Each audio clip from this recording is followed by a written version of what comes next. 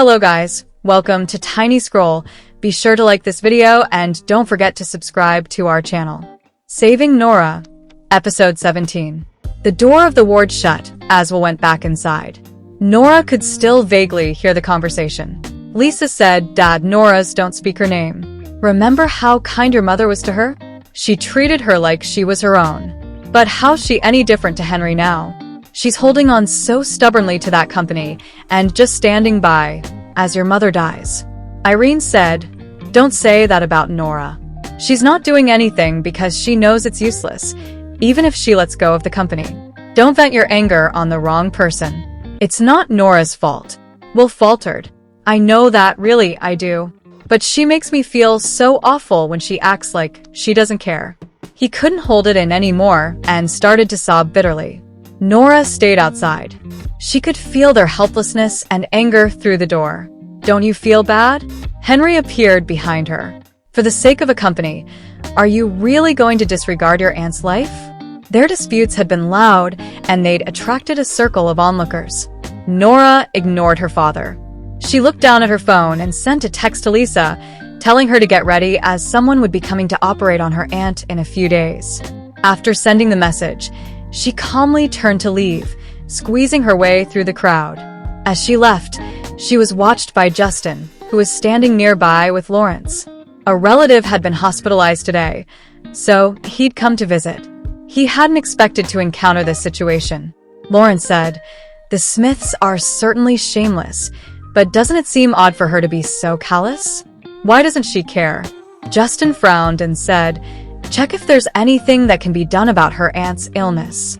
With Justin's connections, it wasn't hard to find out what he wanted to know. By the time they were in the car and on the way back to the hotel, Lawrence already had an update for him.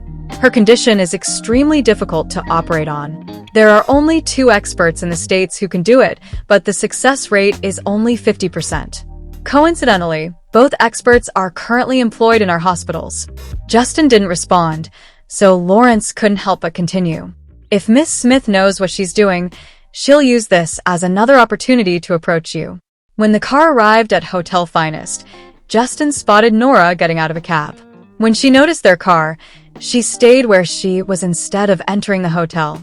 Was she waiting for them? Nora was torn at the sight of Justin's car pulling up. She didn't know whether to say anything or not. "I got the wrong end of the stick this morning and thought I was pursuing him. If I go over now, they really will think I'm stalking him." But she couldn't help feeling uncomfortable when she thought of Mr. Hunt's son being abused by his tutors and him either not knowing or not caring. She lowered her head slightly and waited.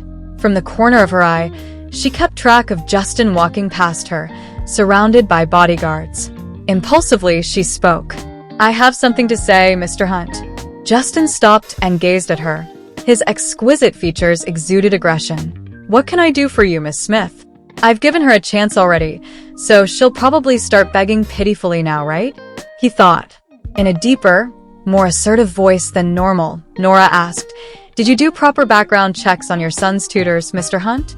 She hadn't seen anything with her own eyes, only heard what the tutors had said in the elevator, and so she'd no way of judging whether or not their words were true.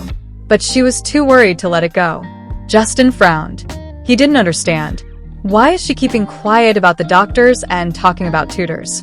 Is she too embarrassed that she's decided to talk about something else first? Justin was a straightforward man, so he got straight to the point. "Do you need me to introduce Dr. Lane and Dr. Wright to you, Miss Smith? Do you want to speak to them?" Although Dr. Lane and Dr. Wright were the most famous neurosurgeons in the States, the likelihood of success would only be 50% if either of them operated on her aunt. Why would she go to them? Besides, she was talking about the tutors. Why was he bringing up doctors?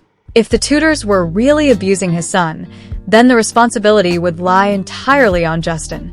He must have been neglecting the child. Nora replied impatiently, "No, I don't. Please show some more concern toward your son."